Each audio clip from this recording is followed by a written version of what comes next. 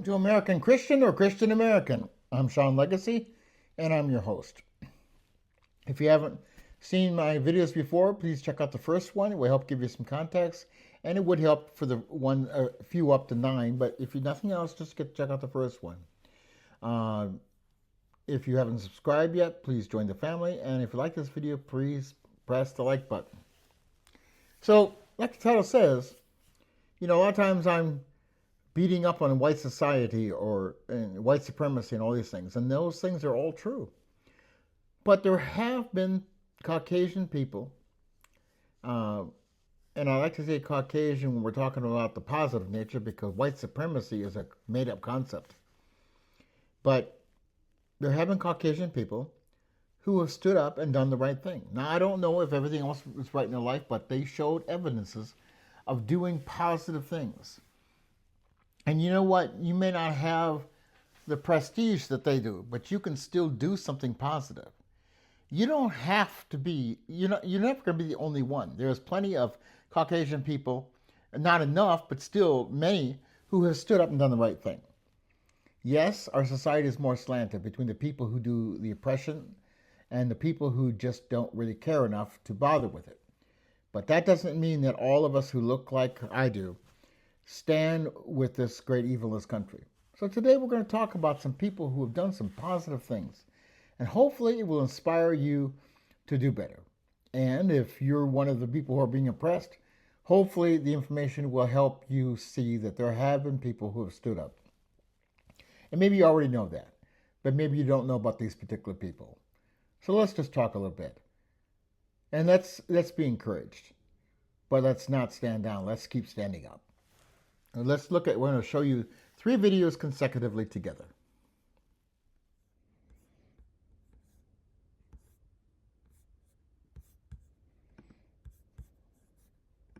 Am I the only one that didn't know what happened between Frank Sinatra and Muhammad Ali? This is such a crazy story. So the story is told by Ali's former wife, Khalila, and she said one time her family took a trip to Miami, and when they got there, they wanted to go to the beach. But in the 60s, black people couldn't be on Miami Beach unless they were working. And if they were working, they had to have a card proving that they were working. Even the most famous black celebrities that were performing at the hotels on the beach couldn't stay on the beach. All the black performers had to stay at a hotel called the Hampton House on 27th Avenue. So the Ali family decided not to go to the beach. They went and checked into their hotel. And staying at this hotel was Duke Ellington, Ella Fitzgerald, Count Basie. They're all hanging out at the hotel. Then all of a sudden, this limo pulls up with Frank Sinatra in it. Frank hops out and says, "We're all about to get on this bus and we're going to Miami Beach." So they all get on the bus. They pull up to this fancy hotel that Frank is performing at that night. They go to the auditorium. Frank gets on stage and he says to everyone, "Listen up. I'm supposed to perform here tonight. You sold a lot of tickets, but these seats in the front row are going to be full of black people. Also, you will allow black people to stay at your hotel. And if these 2 things don't happen, I'm never performing here again." So Frank and all the black celebrities leave that hotel. They go back to the Hampton House. And within a few hours, a car had been sent to the Hampton House from that hotel with a message for Frank Sinatra. And the messenger said that law has now been lifted. Blacks can now stay at our hotels, and blacks can also attend your performance. And that's when everything changed on Miami Beach. And then Frank said to everybody, "My next stop is Las Vegas, and I'm going to do the same exact thing there." Wow. Big shout out to Frank Sinatra. This is a real dope story to me. This photo was taken in 1964 in Las Vegas. And from left to right, you have Quincy Jones, Count Basie, and Frank Sinatra. Quincy tells this crazy story about how racist Las Vegas was during those times, that Harry Belafonte, which was a huge black artist during those times, was playing in the main room at a casino, making $17,000 a week. Now, $17,000 a week in 1964 is crazy, but that's how big Harry Belafonte was. But despite his popularity, him or his band could not eat at the restaurants, and they could not stay at the hotel. They had to walk back across the street to the black hotel to sleep each night. Frank found out about this and said, "Absolutely not." All of a sudden, all these Goombas show up. Now, Goombas are alleged mob affiliates, and each night, Each band member had 18 Goombas escort them to the casino, and Frank essentially said, "I dare you to make them leave each night." Needless to say, they never had to walk back across the street again. Quincy says that within a year, all the racism in Vegas had been cured just off the strength of Frank's actions. This is so dope to me. Shout out again to Frank Sinatra. Somebody standing up for people that don't look like them, all because they know that it's not right, putting all that on the line. Man, I have nothing but respect for that. Shout out to Quincy Jones for telling this dope story. This is incredible. Am I the only one that didn't know that this happened to Rosa Parks? She was robbed and assaulted, and this guy has a lot to do with this situation.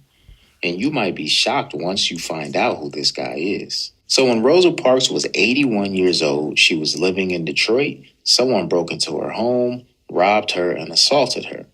After the incident, her good friend Damon Keith, who was a federal judge in Detroit, was helping her find a more secure living arrangement. The story caught the attention of this guy, and this guy stepped up, paid for Rosa's move, paid for her apartment, and sent her a monthly allowance every single month until she passed away. And this guy did everything in his power to keep his generosity out of the public eye, and he didn't want anyone to know. He was successful until he passed away in 2017, and that's when everything came out. Now, who is this gentleman? Mike Ilitch, the founder of Little Caesars Pizza. So he cared and looked after Rosa Parks until the day she died and didn't tell a soul. And that's incredible to me. Big shout out to Mike Ilitch. Shout out to Rosa Parks. This is a real dope story. Okay, so we looked at his videos. I never knew about Frank Sinatra. And, he was an artist of the past. And I didn't really think much about him at all. But he was a very famous artist, well known, and he had influence because people liked to go see his shows. And so he used that influence to improve the lives of other people. And see, African Americans have fought so hard in the society. They have worked tirelessly to try to improve things.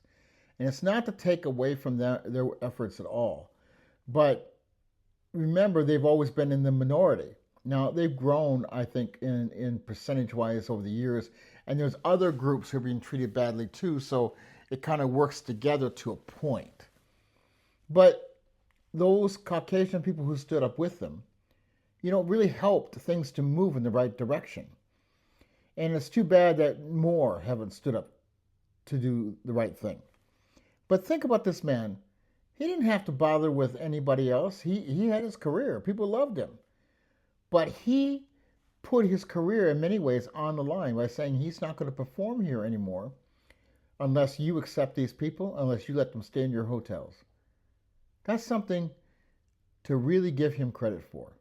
That is something to really admire what he did. Think about that, especially during those times, how bad things were. And I wish we had more people. Oh, we've got some people who are standing up today. I wish we had more people who are standing up for the truth because things are bad today too, and they're getting worse again. They're rolling back more and more rights of people today. Now, you also think about this man who started Little Caesars. And for whatever reason, he kept it private, whether he didn't want people to hurt his business. That's a possibility. But he still did the right thing. Or he simply didn't want to be looked at as, get credit for doing something. He just wanted to do it. But he financially helped Rosa Parks. And it's a beautiful thing. It was a beautiful thing. More people who have money or possibilities, a way of helping people should be. Help take some pressure off other people. What about Bob Zellner as another person? Now, he was talked about in the movie Son of the South, Spike Lee's movie. And you got to give him credit because he stood up. His family was part of the Klan. His father was at one time and a preacher, but he turned around. But his grandfather was definitely a member of the Klan. He went to a black church, and at that time, in that area, you could have been arrested for doing that. He started taking risks and helping out in the civil rights movement. He even got some, backlash from African Americans who were afraid that he might be an FBI plant because the FBI was a terrorist group to African Americans back then. So, yet he stood with it. He actually fought. He was beaten, almost lynched. And he did the right thing because it was the right thing. He said that he didn't want to be a monster. He wanted to know what it was to be like a real man. And this one African American woman was teaching him that, teaching him how to be a good man. And so these are people we should look up and be proud of. Now, I'm not going to make this a really long video today, but I want you to think about that you can be, I don't want to say a hero, because that's not what we should be looking towards, but you can be a good person, and you can actually be more fulfilled by doing the right thing. We all go through hard times in life. Why not let it be for doing the right things instead of the wrong things? Why not be fulfilled for doing good for people instead of hurting people? Why not step away from white supremacy in this country and learn to be somebody who cares about others? There are so many more examples of decency of people. There are more videos I could have included. But I just want you to think about these things. I want you to take some time and to decide what kind of person you really want to be. Or do you just want to float along in life with the easiest paths possible and you'll support a racist America that continues to hurt people? Well, I don't see that. It's because you're not looking. It's because you don't talk to anybody else. See, you won't necessarily see what they go through because you're not going to go through it. You may not experience what they go through because you don't have to go through it. Get to know some people. Stop believing the propaganda this country puts out. Racism controls most of the media. It controls a lot of political power. It controls it both with the Democrats and the Republicans. However, there's been more movement on the Democrats than there is in the Republicans. But the Democratic Party keeps things within a certain line. They have avoided passing universal health care. Why? The original reason we didn't pass universal health care is because they didn't want African Americans to get it because they wanted them to die, to get sick and die. Could not be able to afford health care. The reason Medicare only has 80% coverage is they want black people not to be able to afford it and get sick and die. Then Medicaid came along to help fill that gap, and then the Republicans are trying to take that away because, again, they want them to get sick and die. But have you seen enough Democrats stand up for universal health care?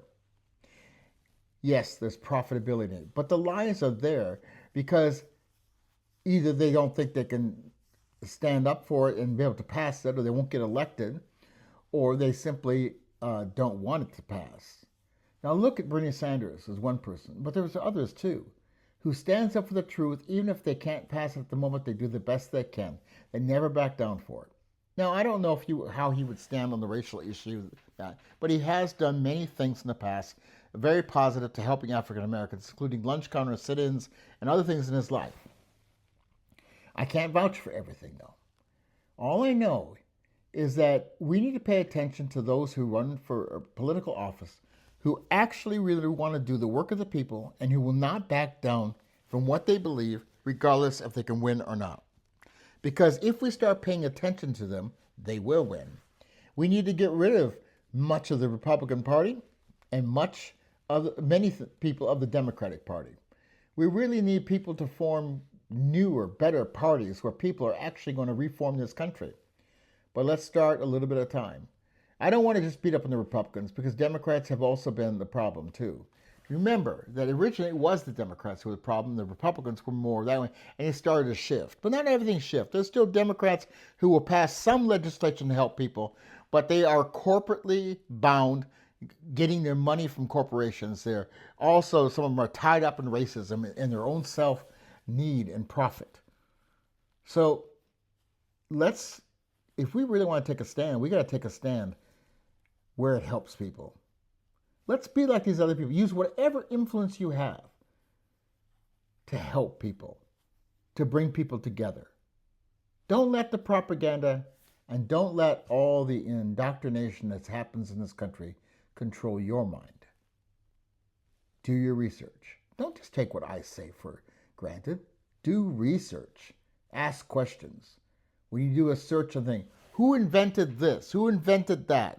You're going to start seeing that there is credit behind the scenes for many inventions to be invented by black inventors who you thought were invented by white people. Do your research. Until the next time on American Christian or Christian American.